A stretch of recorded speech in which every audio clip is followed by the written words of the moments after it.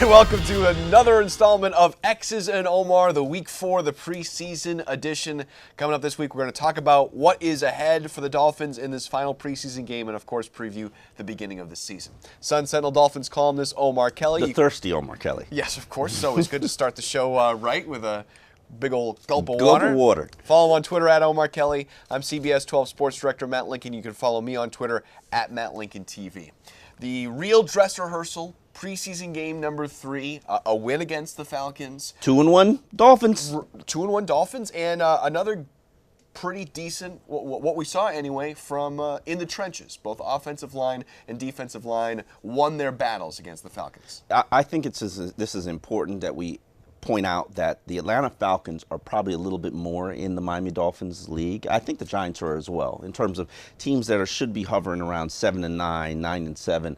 And it's good to see that the Dolphins beat the Giants and beat the Falcons pretty convincingly in both of those games.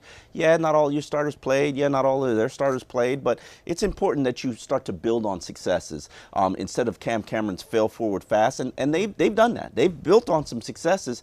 And what I really liked is Ryan Tannehill's protected. Right. We've seen 2 straight games now against 2 bad lines. I would say there were probably 2 of the bottom 5 off defensive lines in the NFL, but 2 games where Ryan Tannehill has been sacked 1 time, where he's had a clean pocket, he's had an opportunity to work, and you know where I stand. That, to me, is priority number 1 for this team, because if you do not win the trenches, you do not win the game.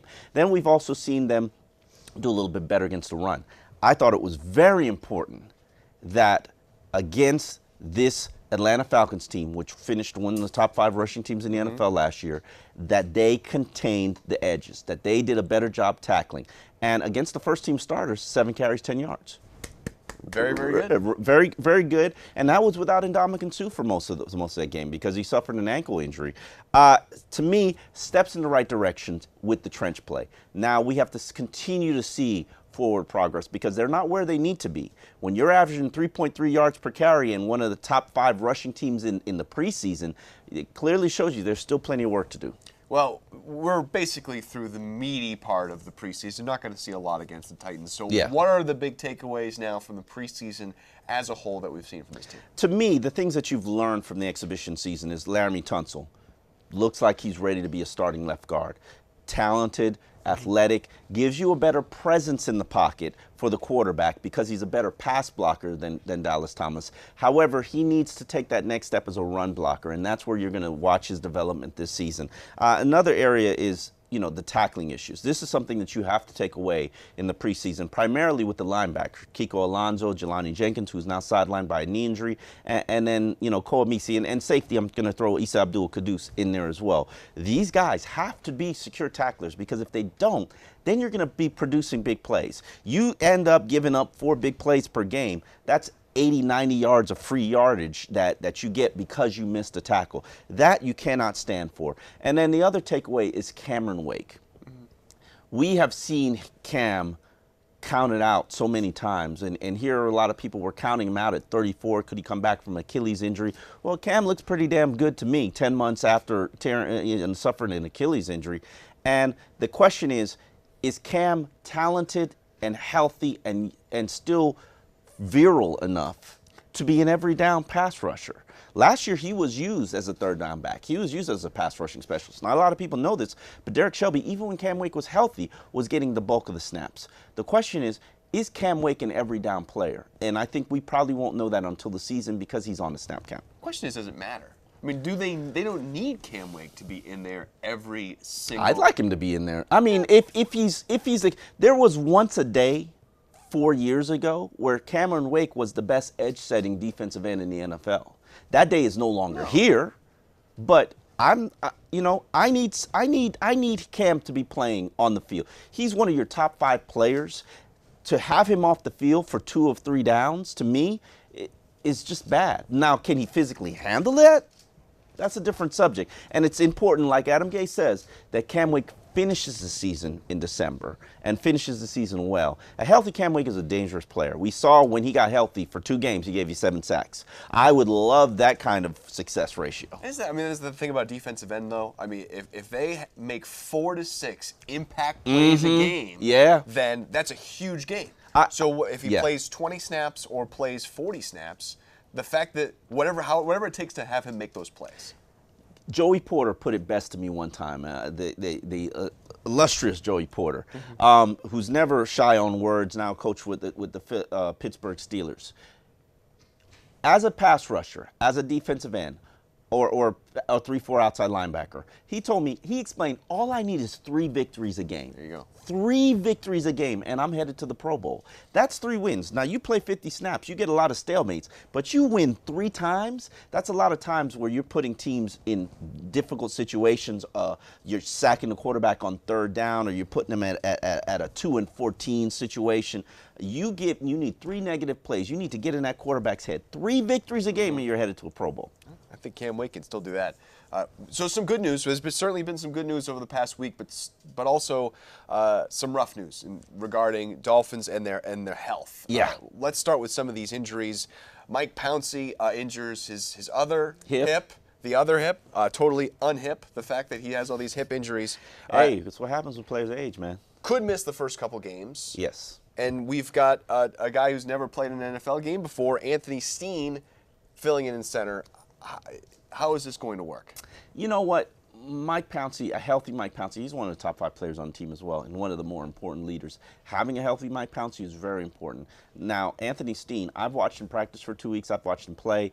He's okay. He gets the job done. There isn't a liability there at center. I'd like to see him continue to develop. I think he's got a ton of upside. Not a ton, but decent amount of upside. But the important thing is getting Mike Pouncey healthy and able to finish the rest of the season. I wouldn't be shocked if he plays in the season opener, but more than likely he's probably gonna be available for the 14 games of the season. Okay, how about let's go to the linebacking core, one of the thinnest positions the Dolphins have anyway, and now Jelani Jenkins is down. Could also possibly miss a game or 2. And now we go into those backups that are unproven. Spencer Pasinger, Neville Hewitt. Yeah. Are they going to be able to step in? Regarding Jelani Jenkins, it was only a matter of when, not if. Jelani is not necessarily a durable player. Neither is Kiko Alonso. Neither is Cole Amisi. So, yes, this is the first injured linebacker, but there will be many more. Right, okay. My concern is depth on this team. And hopefully when the 53-man rosters around the league are assembled, they will claim some linebackers and get some help, because they definitely need some bodies and assistance. Right now, Spencer Pasinger is the guy. He's getting the nod over Neville Hewitt from a comfort standpoint. Spencer Pasinger is not the talent that Neville Hewitt is, but he understands the defense a lot better, makes a lot of players feel more comfortable, and we're going with the safe pick. We're not going with the player with the upside. We're going with the player who's the safe pick, and I can understand that. Just make tackles. Just make tackles. Be where you're supposed to be. Make the tackles. We don't need spectacular plays from the linebackers. We need short tacklers. I was kind of disappointed for Spencer Pasinger last year when I thought he was the better of the linebackers, and they kept playing the younger players over him just because, you know, it's Dan Campbell. We're trying to see what we have. Right. Nobody cares about Spencer Pasinger. I'm glad he's here. I'm glad he gets the opportunity to play. This is a guy who's got starting experience, and hopefully it pays off for the Dolphins. Well, we go from one of the thinnest groups to one of the deepest groups. We didn't think we were going to have any receiver issues, but we seem to right now. Devontae Parker, Kenny Stills, both leaving practice this week. Yeah, Kenny still suffered a back injury. It's supposedly not serious, but this is something that's flared up from him in the past. Kenny's proven that he can play through pain. He can practice through pain, and this is an important year for Kenny Stills because it's his Rashard Matthews year. It is his contract year, and we're going to see the best from Kenny Stills. I wouldn't be shocked if he's back for the season opener. Now, the other one that's a little bit more concerning and troubling is Devontae Parker, who has been practicing in bubble wrap for the past 2 years, is honestly not that hard of a practice performer. He just doesn't go all out during practice, and for valid reasons. Because and Adam Gase called him out for that this week. Yes, Adam Gase called him out, and it was very impressive to see Adam Gase do that, because sometimes privately is not going to get the response that you need. It's not going to get the rookie to pay attention to what he needs to do. The last time they had a conversation is about making sure you hydrate, make sure you drink Gatorade. Now this conversation has to be about making sure you push yourself during practice. And I've watched Devontae Parker all of training camp, going back to OTAs, when he was healthy, and the effort level was probably at a 75 as opposed to 100. And then he can turn it on like a light switch. But that's a little bit concerning to me when I've watched elite players, and Devontae Parker has the talent to be an elite player. When I watch him turn the light switch on, he is A.J. Green. He is a dynamic, cannot be stopped wide receiver. Problem is he doesn't turn the light switch on very often, not in practice. The issue that young rookies have is they think that they can turn it on during games. And I'm sorry, but I've been covering this league long enough to know that don't work. It might work for guys like Cameron Wake, who cannot practice that hard because he can't beat up his own offensive lineman. But a wide receiver who has to work with timing and route adjustments and pacing of the field with Ryan Tannehill, I don't think so. And I have a big issue with Ryan's chemistry with Devontae. Yeah, he can throw him passes, and Devontae's large catch radius will allow him to catch it. But where's his comfort level with Devontae? Right now, I watch practice, and Devontae's that third receiver, and he has the talent to be the #1 receiver. Which is also interesting, too, because it didn't seem like Parker losing the job as the starting X receiver to Stills was motivating him that much either. You know, I mean, it's not fair to say all three of them are starters. Devontae is a split end. Kenny Stills is the flanker. I mean, they play two different roles, even though they are kind of interchangeable. So he's not losing the starting spot. If they enter the two wide receiver sets, yeah, Kenny Stills will be on the field, but Devontae's just as important, if not more. Okay. Let's move on, and we have to maybe pour one out. This is a sad episode. As it's not for me. Okay, well, a guy that I like to watch, and a guy who I thought was talk about because we have spent so much time over the past 3 years. 2 years that he's been here. 3 years. 3 years. 3 years. So I thought it was 3 years. Chris McCain is gone. Yes. Traded away to the Saints. There we go. For a conditional seventh round pick. Your thoughts on saying goodbye to Chris McCain? I am happy for the player because as I said last week in the show, I felt like Chris McCain wasn't anybody's guy. They didn't find him. They didn't unearth him. The talent is undeniable. You cannot watch practice and see Chris McCain be as disruptive as he is against third teamers, against second teamers. It don't matter. You can put him against first teamers. Still disruptive. Watch the game that he played, the one game that he really played, which was the preseason opener against the Giants. Watch him be disruptive there. And then still justify why he doesn't play with this organization. But you know what? The Dolphins signed Andre Branch. They signed Mario Williams. They signed Jason Jones. And all of those players have to play and have to be safe over Chris McCain. How many pass rushers are you going to keep? 4 at the max. Maybe 5. Maybe Terrence Fede makes the team. But Chris McCain is not that great of a special teams player, so it made it a very difficult spot for them to be in. But here's the thing that I've always had an issue with. There's certain things that are hard to find. Pass rushers in the NFL, very hard to find. Look at where you were last year with 31 sacks, and you still didn't play Chris McCain. Right. But I'm glad to see him get to an organization now who they've invested a 7th round draft pick in him. So he is clearly now somebody's player. He's going to get those opportunities to make the mistakes that Chris McCain might make and still survive. Chris McCain had no margin. The leash was very tight on him.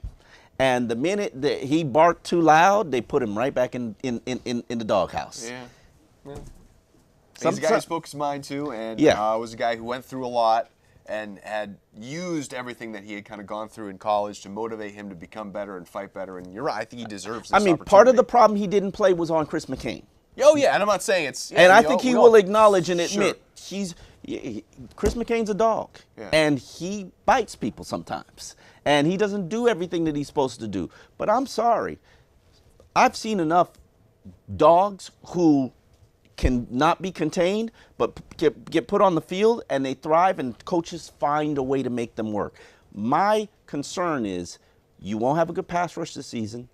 A lot of these old defensive ends will wear down, and then let's just say Chris McCain thrives in a bad Saints defense, because it is bad, and it's going to be bad. Let's say Chris McCain gets 6 sacks this season. What are you going to say? Is it worth that 7th round draft pick? Oh, yeah.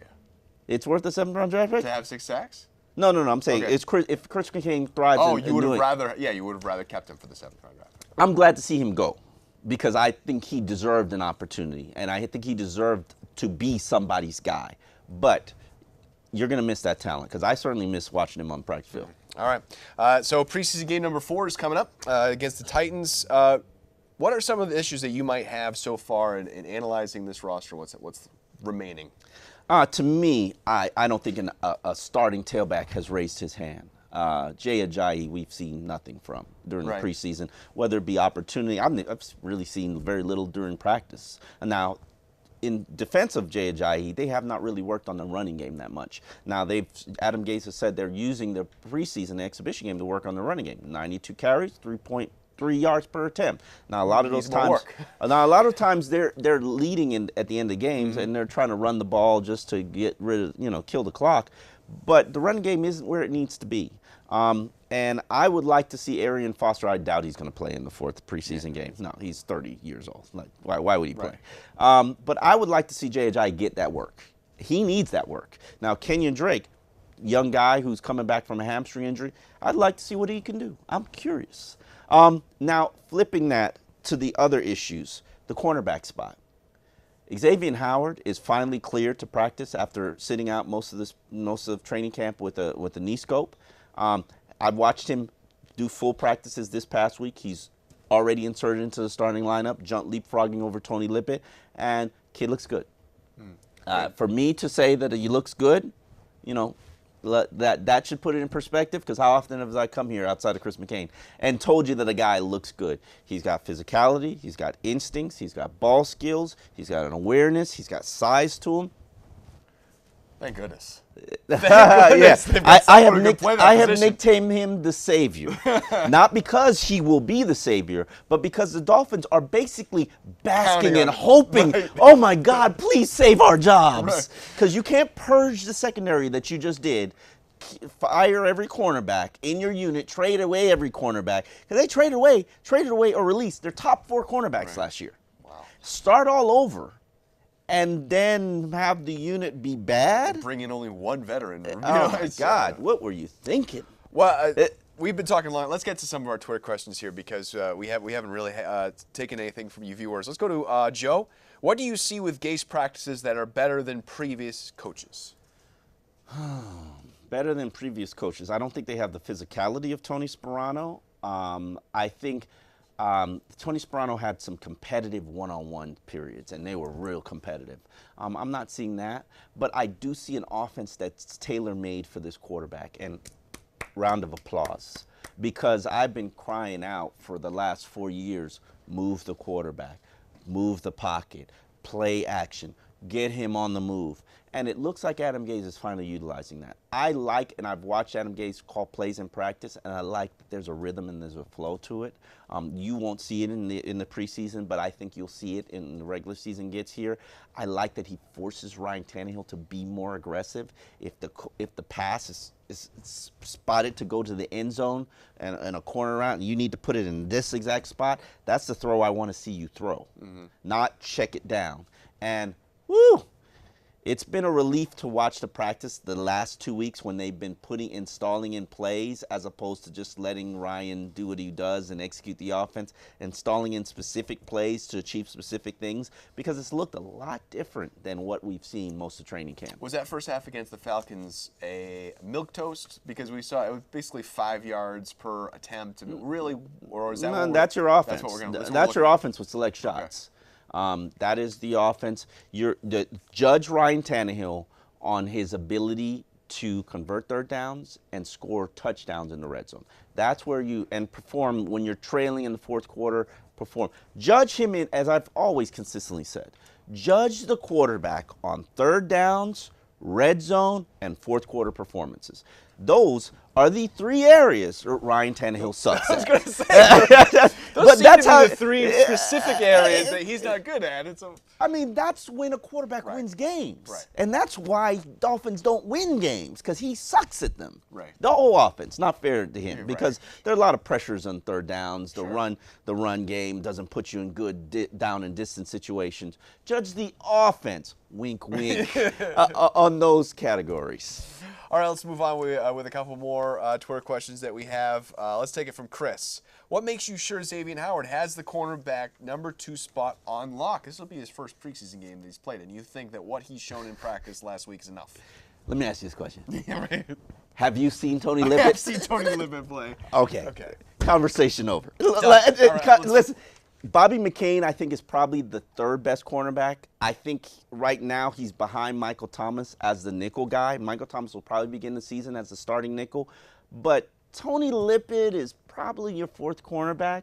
And if you put him up into the starting spot, there's going to be a bullseye on his chest. I don't think you're ready for that. He's ready for that. No, Doug Baldwin's going to run circles around him on week 1. Okay, Tori asks, do you see the Dolphins bringing in a linebacker or a tight end via sign trade before the season starts? Only in my prayers. Yeah, right. No, I think, let me put this out there. I think that Jordan Cameron had a very good week of practice this week. Made some ridiculous catches. I don't know if you were out there for Sunday's practice where Ryan Tannehill hit him in the seam for a 30-yard pass, and then the very next play, Ryan Tannehill throws to some wide receiver, gets a PI to put him at the 1-yard line, and then he bullets a pass into Jordan Cameron that he catches over Walt Aikens in the very back of the end zone. The whole team gathers and celebrates for Jordan Cameron because thank you. You can catch the ball. I think Jordan Cameron's issues are more mental than they are. I think his chemistry issues with Ryan Tannehill can be solved with play calling by Adam Gase. And hopefully Adam Gase can work these miracles that everybody thinks that he can, and parts the sea and makes a tight end resurrect and helps Jordan Cameron become the player that he has the potential to be. There's talent there. For sure. I mean, how you get it out. Cleveland. Yes. There's talent there. I don't think Jordan Cameron is as committed as he should be to maximizing his career. When you give me $7 million like he got last year, hey, when they shook him down for a pay cut, but I don't think he's being the pro that he needs to be in order to have success this season. And hopefully Adam Gase can light a fire under him like maybe he lit a fire under Devontae. All right, these are wishes and hopes, but do you think they will sign a tight end or a linebacker? I think they will claim a tight end or a linebacker. Okay. There's no way that you, as a Dolphins organization, you can go into this season, look at your tight end unit, look at your linebacker unit, look at the 16 games that you've got ahead of you and think that you're going to survive. None. They should have thought of that 3 months ago. Well, you drafted Thomas Duarte, and he was nothing. Instead of drafting Scooby Wright, you selected Brandon Doughty, and he probably, I don't even know if I'm putting him on my practice squad. I think Zach Dysert is a little bit better of a player, a little bit ready. Here's a question. A lot of Dolphin fans are like, oh, look at Dallas' situation. Look at Minnesota's situation. Let's trade Matt Moore for a 7th-round draft pick and then have Brandon Doughty as your quarterback. I'm looking at him like, are you serious? Like, you will never win another game this season, and you have to have a quarterback that gives your team a chance. Matt Moore has to be on this team because Matt Moore can produce an 8-8 season if he's a starting quarterback for the Dolphins. Brandon Doughty cannot. Zach Dysert, maybe he could get you to 4 wins. And you have to have a quarterback on the roster to give your team a chance so that they're going into each week preparing, thinking, we got a shot. All right. Well, so what are we expecting to see then against the Titans on Thursday? A lot of Zach Dysert. A lot of Zach Dysert, a lot of Brandon Doughty. This is probably going to be his one opportunity. If he makes a 53, I will be shocked. I like him. I just don't think he's ready. And I call it sponge. Did you ever watch Seinfeld? Sure. Okay, there's a sponge episode where Elaine basically evaluated guys to see if they were sponge-worthy or not. Yes. So I've always referred to people who make my 53, are they sponge-worthy? And Brandon Doughty is not sponge-worthy. Right. There are a lot of players who are not sponge-worthy. And I would want to see what Zach Dysert, I'm curious. I want to see Zach Dysert play. Let Brandon Doughty play the second half. Fair enough. Let's go to Jabari. Asks on Twitter, do you think Laramie Tunsil and Jermon Bushrod can improve their run blocking? Yes. That's an interesting question because we're talking about a rookie and we're talking about a guy at the end of his career. Who was at one point in his career one of the best run blocking offensive tackles in the NFL. Mm-hmm. I think Bushrod will get it together. I think physically is the issue with Bushrod. I think his body's beginning to wear down, needs rest. He needs to be put on the Brandon Albert plan, which is basically he doesn't practice once per week. Sure. But can you afford to do that, especially with a line that's still developing chemistry? Laramie Tunsil, I don't know that answer. And the reason I think he can, but when I evaluated his Ole Miss film, the one concern that I did have was he's not that good of a run blocker, which is why I immediately knew he wasn't going to be the #1 pick. Even though everybody was like, oh, he's so great, he's so great. No, he's not that great of a run blocker.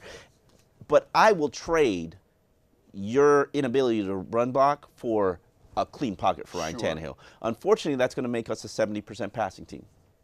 It's just probably what Adam Gase is going to do anyway. No, he ran the ball in Chicago. Okay.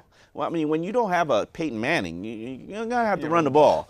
But yeah, it'll be interesting to see the development of Laramie Tunsil and if Jermon Bushrod not only wins the starting right guard spot, but can stay healthy for all 16 games. There's no Peyton Manning here. No.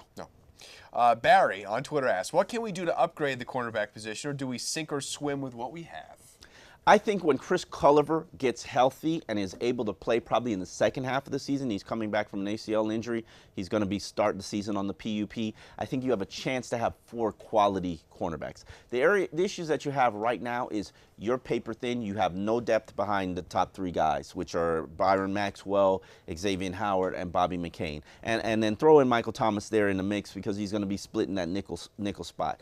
When you do suffer an injury, you've got Tony Lippett coming on the field. And I can handle Tony Lippett in spurts, in small doses. I can't handle him playing 50 snaps a game. And I think that that's unhealthy. So maybe pray that Chris Culliver gets healthy, comes back, and is able to contribute. Do you think it's going to be 8 weeks, though, before we see Culliver? 6 at least. Once you begin on the PUP, you can't play for the first 6 games. Probably 2 weeks to get yourself your sea legs under you. But yeah, I think he's probably more the second half of the season, probably after the bye. All right, Ray. Hypothetically speaking, if this team stays healthy, can they be relevant?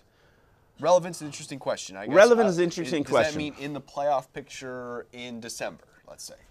Yes, they can be in the playoff picture in December. Tony Sparano had a team in the playoff picture in December. Joe Philbin had a team in the playoff picture in December. Why not? Especially if they can stay healthy. Tony Sparano's first season with Chad Pennington, as I was saying earlier before the show began, thank you, Chad Pennington, because you produced the one winning season I've had covering the Dolphins. They were a relatively healthy team. And a lot of the teams that they were facing, a key player came into the game injured. And luck of the draw. You have to get lucky. Last year, I don't think the Dolphins were very lucky from an injury standpoint, where you've got all 3 linebackers battling injuries, and you really struggle at that unit, and you've got Neville Hewitt out there with Mike Hull and Zach Vigil. You're not winning like that. So it's important that you stay healthy and you have a Mike Pouncey healthy, that you have a Jelani Jenkins healthy, that you have a Devontae Parker healthy. So, yes, can they be relevant if they stay healthy? Yes. Can they be a playoff team? Probably not. Well, again, though, you build your own depth, and while, yes. You know what? It's hard to say you build your own depth because here's the issue when you talk about that. The Dolphins have had so much collateral loss because of management changes, because of coaching changes, because of scheme changes, that, okay, players like Chris McCain are on your roster, they just don't fit what you do. Or players like Bryce McCain. Bryce McCain is going to be a player for the Titans. Jamar Taylor is going to be a starter for the Browns. Right. Like, it's not like Brent Grimes is going to be a starter for the Tampa Bay Buccaneers. It's not like you don't have talent. They just don't fit your scheme or what you want to do, or they're not your guy, or, we got this draft pick. All that collateral loss, it adds up after time. And I did the count. I've covered 5 different front office executives, 4 different head coaches in 10 years. Yeah. 10 years. Think about that. Right, that's a lot. That's a lot of collateral loss. Collateral loss. So, speaking of losses, it is time for us to. We're going to do this. It's prediction time. It's a prediction time. First prediction of X's and Omar season. What? We've talked a lot about this team. We've seen a lot in the preseason. I think we have a pretty good feeling about how this year is going to go, and we're not overly optimistic about it.